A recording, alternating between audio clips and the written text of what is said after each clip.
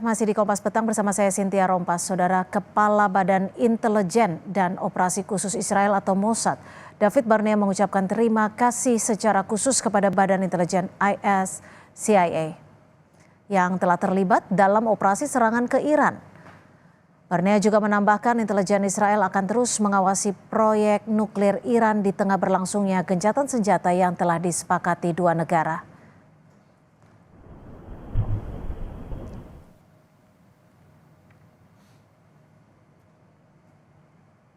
Kepala Mossad David Barnea sendiri adalah sosok yang jarang berbicara ke publik termasuk soal eskalasi perang Iran-Israel.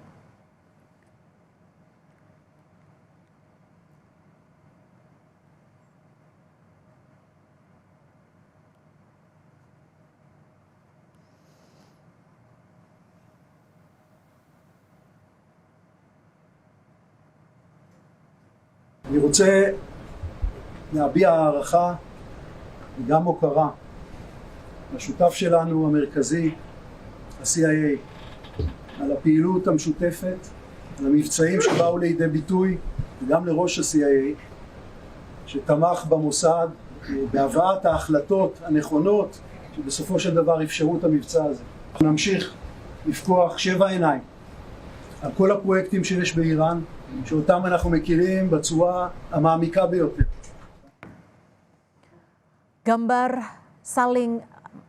Saudara, informasi saling klaim kemenangan terjadi usai gencatan senjata. Dalam serangan ke Iran kemarin, Israel mengklaim telah menghancurkan sejumlah kawasan militer di jantung ibu kota Iran, Teheran. Salah satunya penjara Evin dan pusat komando pasukan keamanan Iran pada Senin 23 Juni 2025. Rekaman kamera pemantau dirilis pemerintah Iran memperlihatkan saat pintu masuk penjara Evin di Iran rusak karena peluru artileri yang diluncurkan Israel.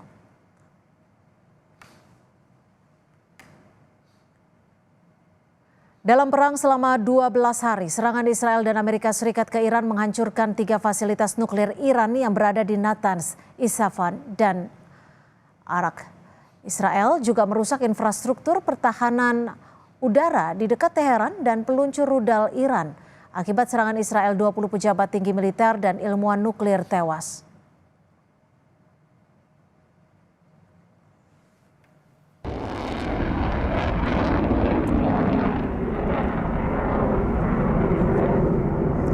Sementara dalam serangan melawan Israel kemarin, Iran mengklaim telah meluncurkan sejumlah serangan yang menghancurkan kawasan permukiman Israel di Tel Aviv dan Haifa.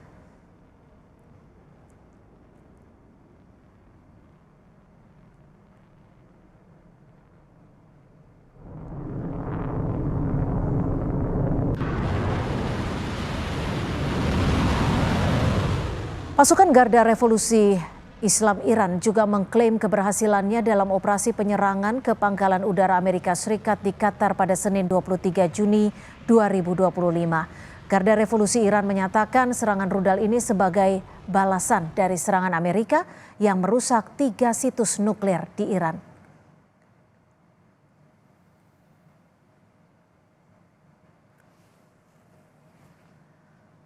Sementara akibat serangan Iran ke Israel, kompleks militer di Kiryat Tel Aviv rusak. Tak hanya itu saudara, kerusakan sejumlah bangunan terjadi di permukiman warga Tel Aviv hingga kerusakan rumah sakit utama Soroka di Israel Selatan.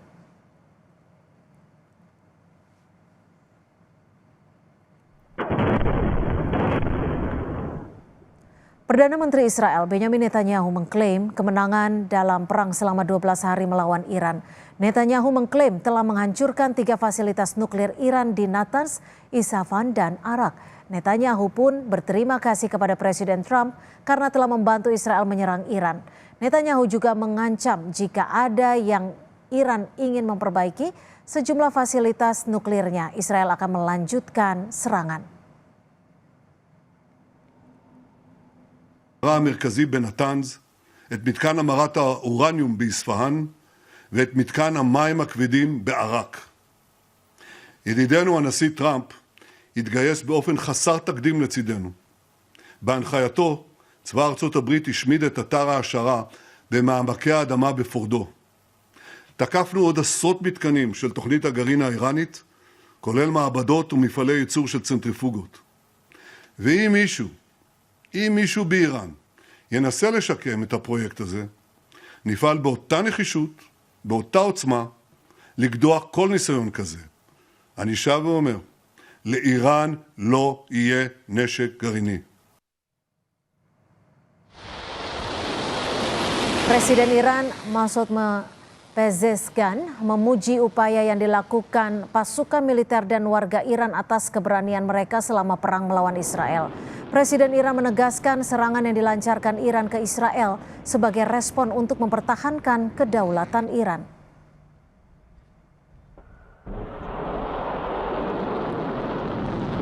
کشور خیلی در رابطه با اینکه مردم در این روند اگه اونا حمله کردن بیاد بریزن بیرون و اعتراض کنند و اعتصاب کنند حساب کرده بود. خب تصور نمی‌کردن یه چنین اتفاقی نیفته. 12 روز اینا زدند. حالا ما هم زدیم.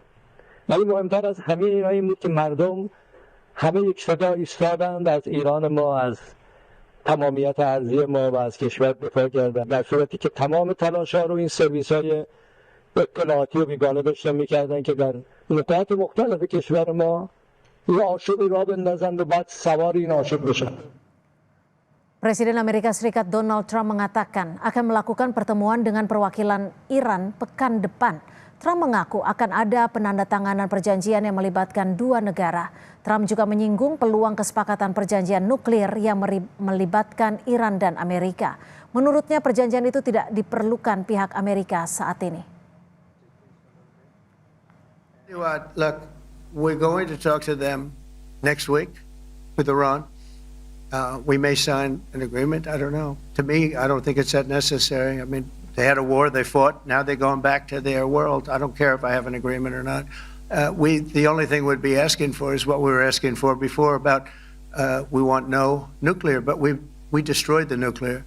In other words, it's destroyed. I said Iran will not have nuclear. Well, we blew it up. It's blown up to kingdom come, and so I don't feel very strongly about it. If we got a document, wouldn't be bad. We're going to meet with them, actually. We're going to meet with them. Israel dan Iran sama-sama mengklaim kemenangan dalam perang 12 hari. Sementara Presiden Amerika Serikat Donald Trump menyebut akan bertemu Iran dan tidak menutup kemungkinan untuk membicarakan sejumlah perjanjian. Lantas sampai kapankah gencatan senjata ini berhasil membuat kedua negara tidak lagi berperang? Dan apa arti klaim kemenangan antar negara ini? Kita bahas bersama mantan Duta Besar Indonesia untuk Iran. Sudah ada Mas Dian Wirengjurit. Selamat sore Mas Dian. Selamat sore Mbak Cynthia. Ya Mas Dian, Selamat sore pemirsa. Selamat sore Mas Dian, terima kasih untuk waktunya. Ada klaim tiap negara Iran dan juga Israel saling menang dalam perang ini. Apa sebenarnya yang bisa dibaca dari klaim kemenangan Iran dan Israel ini?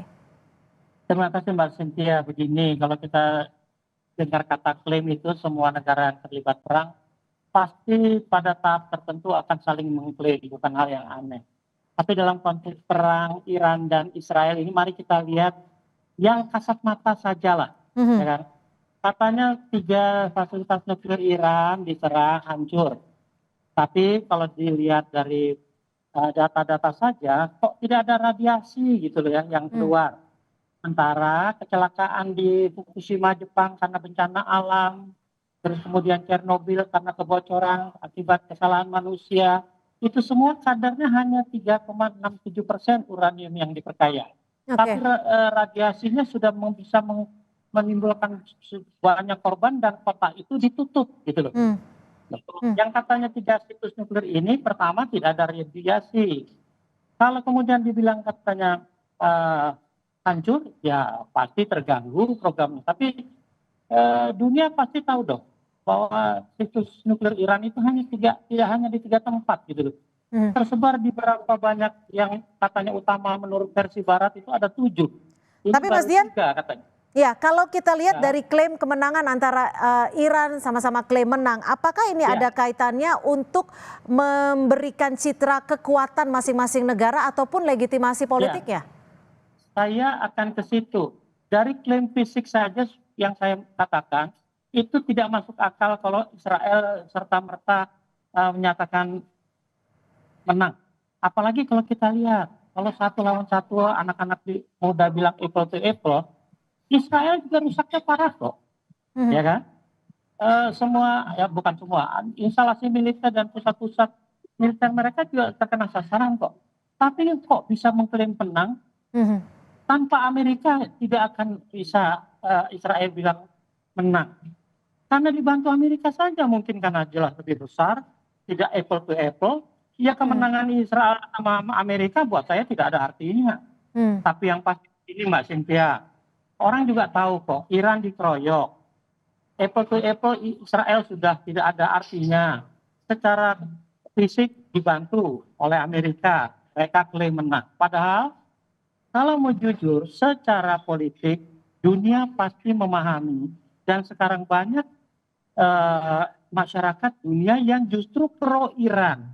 Hal ini merupakan kemenangan politik yang luar biasa buat Iran dan tidak mudah buat Amerika mengembalikan citranya yang sudah terlihat pengecut dengan mengeroyok Iran. Mas Dian, ini kan saat ini gencatan senjata sedang dilakukan. Ada 12 hari perang. Lalu apa yang bisa dibaca dari gencatan senjata ini? Apakah ini hanya jeda taktis sementara atau bisa berlangsung untuk selamanya perdamaian ini? Kalau dibilang untuk selamanya, Mbak Cynthia, masih terlalu dini ya. So, kita lihat lagi-lagi kenyataan. Berapa kali gencatan senjata di Gaza itu diingkari oleh Israel dengan terus menyerang. Beberapa kata-kata Benjamin Netanyahu, Perdana Menteri Israel dan Presiden Amerika Donald Trump itu menurut saya tidak bisa dipercaya kok. Ketika dia bilang katanya tim perunding Amerika dan Israel dan Iran lagi berunding, totalnya Israel 3 hari kemudian menyerang. Ketika Trump bilang akan lihat 12 hari, 14 hari, 2 minggu untuk menentukan sikap Amerika, totalnya dia menembak 3 hari kemudian. Apakah masih bisa dipercaya dengan gencatan semacam ini? Buat saya, gencatan semacam ini jelas sementara, jelas merupakan jeda, tapi jedanya buat saya taktis karena masing-masing sekarang. Oke, apakah Anda ingin menyatakan bahwa gencatan senjata ini betul yang dikhawatirkan oleh banyak orang adalah persiapan untuk perang selanjutnya? Kalau dibilang ke arah seperti itu ada benarnya, saya bisa memahami. Tapi kalau melihatnya dengan cara lain, saya cuma mau melihat ini masing-masing sedang mengevaluasi diri ya, sedang berkaca diri. Apa kira-kira akan siap untuk lanjutan khususnya Israel. Kalau bicara tidak dibantu Amerika, karena Amerika dengan gencatan senjata ini mulai menempatkan diri sebagai pihak di tengah. Tapi saya yakin tetap saja bias karena dalam prakteknya dia pasti akan pro Israel. Nah, dalam masa jeda ini kita lihat, tapi yang pasti Iran tidak akan tinggal diam seperti sudah kecolongan sebelumnya. Pasti akan konsolidasi dan kalau gencatan senjata ini tidak dipenuhi oleh Israel, yang terjadi mungkin akan lebih parah bagi Israel. Apakah ada kemungkinan atau potensi dari masing-masing negara untuk melanggar gencatan senjata ini, baik itu Iran maupun Israel? Kalau bicara geopolitik, kalau bicara hubungan internasional, semua kemungkinan itu kemungkinan bisa terjadi. Tapi kita lihat catatan sejarah. Catatan sejarah Iran itu perang dengan Irak. Dia diserbu oleh Irak. Irak masuk ke wilayah Iran, usir kembali sampai Iran masuk ke wilayah Irak. Tapi ketika gencatan senjata, Iran malah sepakat untuk mundur ke perbatasan internasional sebelumnya. Artinya tidak tetap menduduki seperti Israel di Gaza atau di tepi barat. Nah, saya tidak bisa melihat karena secara geografis Israel dan Iran terpisah jauh. Makanya tidak mungkin ada perang darat langsung atau perang laut. Yang ada hanya perang rudal dan perang pembom pesawat pembom. Nah, dari konteks ini saja buat saya kemungkinan memang Israel sudah kepayahan, sudah letih, sudah kehilangan semua sebagian besar sumber dayanya.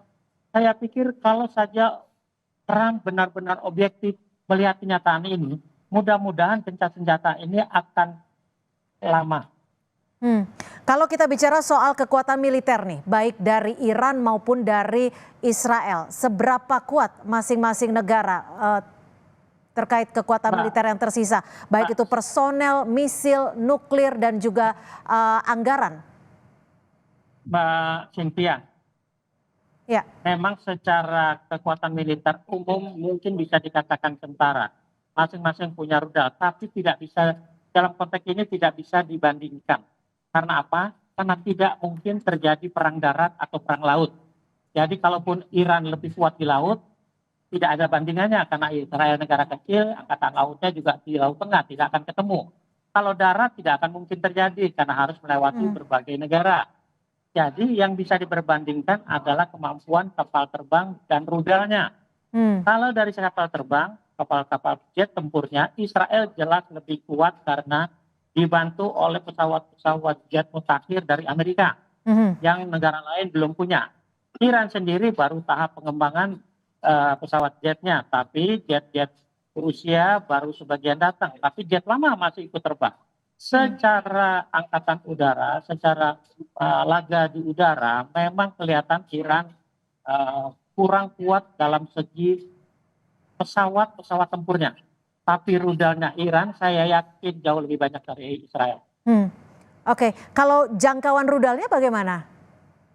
Jangkauan rudal tidak ada masalah. Iran itu punya jangkauan rudal yang disebut rudal jarak peluru kendali, rudal jarak menengah. Israel juga punya. Jarak menengah itu adalah 500 sampai 5.000 kilo. Nah, rudal terbaru Iran sudah bisa mencapai 2.500 sampai 3.000-an. Artinya Israel itu 2.000 saja sudah sampai. Jadi kalau dari segi rudal bisa dilihat di TV, di berita manapun, ratusan rudal Iran itu bisa menembus akhirnya yang namanya pertahanan udara Israel melalui Iron Dome atau David Sling atau apapun. Sekarang kalau kita bicara soal kunci perdamaian, celah apa yang bisa dilakukan agar perdamaian ini tidak hanya sementara, tapi juga bisa berlangsung selamanya? Apakah celah diplomasi masih bisa diberlakukan? Saya, latar belakang saya diplomat, saya yakin diplomasi pada akhirnya akan jadi kunci akhir tercapainya gencatan senjata permanen atau perdamaian sekaligus. Tapi yang saya mau bilang begini, Israel itu bukan siapa-siapa tanpa Amerika. Yang menentukan adalah Amerika, dalam hal ini presidennya. Yang sayangnya karakternya seperti itu tidak pernah bisa dipegang dari sejak perjanjian JCPOA, perjanjian nuklir yang tahun 2015. Trump lah yang mencabut semua itu keluar dari JCPOA, sehingga Israel masih merasa dapat lindungan dari Amerika. Buat saya untuk tercapai suatu perdamaian yang harus mengetok Israel adalah Amerika. Amerikanya yang harus berpikiran waras, terutama Presiden. Oke, ini juga dikabarkan bahwa Presiden Trump akan bertemu dengan Iran. Apakah peran dari Trump ini bisa mampu menghasilkan perdamaian antara Iran dan Israel? Saya cuma bilang mudah-mudahan pikiran jernih bisa mengatasi gap antara Iran dan Amerika yang selama ini tidak bisa dipertemukan. Tapi Trump memang dari awal sudah dikenal dengan pribadi yang unpredictable, susah diramalkan. Ketika dia maki-maki Korea Utara, ternyata dia mau ketemu sama Kim Jong Un. Bahkan 3 kali mereka ketemu. Bahwa hasil pertemuan itu membawa perdamaian atau tidak di Korea Utara, sampai detik ini masih status quo. Tidak ada kelanjutan pertemuan itu. Kalau sekarang Trump mau bertemu Iran, buat saya kemajuan. Karena sejauh ini Trump sangat-sangat keras terhadap Iran sikapnya karena menganggap rezim Islam Iran itu tidak layak ada. Tapi kalau sekarang menyatakan mau bertemu, buat saya itu sudah secara diplomatik sudah langkah bagus. Oke, kalau kita bicara soal peran-peran dari negara besar lainnya, ada Rusia, Tiongkok, Korea yang tadi Anda sebutkan juga Korea Utara. Seperti apa peran negara-negara ini bisa mempengaruhi perang berkelanjutan atau justru deeskalasi? Kalau saya melihatnya begini Mbak Cynthia, dengan kondisi sekarang saja Trump sudah menyadari bahwa Israel itu tidak bisa lebih lama, tidak bisa bertahan lebih lama dalam perang yang berkepanjangan. Makanya dibantu Amerika. Rusia dan Cina melihat Iran masih mampu menghadapi sebuah negara yang namanya Israel tanpa bantuan mereka. kalau saja perdamaian atau upaya ceasefire yang dilakukan Trump dengan berusaha menemui delegasi Iran berhasil, buat saya itu suatu perkembangan yang luar biasa. Tapi kalau gencatan senjata ini ternyata hanya sementara karena lagi-lagi baik Netanyahu maupun Trump mengingkari janji, saya kira ke depannya dalam waktu dekat misalnya hal ini terjadi, Rusia dan Cina tidak akan diam seperti selama ini. Karena jelas tidak melakukan konsolidasi, sebagian amunisi atau peralatan militer sudah semakin banyak dikirim. Buat saya kalau saja ceasefire ini gagal, gencatan ini gagal, dan Israel berani-berani mulai menyerang Iran, apalagi dibantu Rusia, saya kira dibantu Amerika, saya kira Rusia dan China tidak akan tinggal diam kali ini. Lalu bagaimana Anda melihat dari peran Uni Emirat Arab? Uni Emirat Arab negara yang mengakui baik Israel maupun Iran. Artinya dia harus netral di tengah. Dia tidak akan mau gegabah memihak salah satu pihak karena negaranya kecil dan rawan ya. Artinya dengan modernisasi yang seperti itu serangan rudal Israel apalagi dari Iran itu bisa merusak mereka, dan mereka pasti akan menjadi negara yang paling rugi kalau semua pembangunan kesejahteraan masyarakatnya hancur gara-gara memihak salah satu pihak. Baik, terima kasih Mas Dian Wirengjurit, mantan Dubes RI untuk Iran, atas perspektifnya sore hari ini. Terima kasih Mas Dian. Terima kasih Mbak Cynthia, terima kasih pemerintah, selamat sore.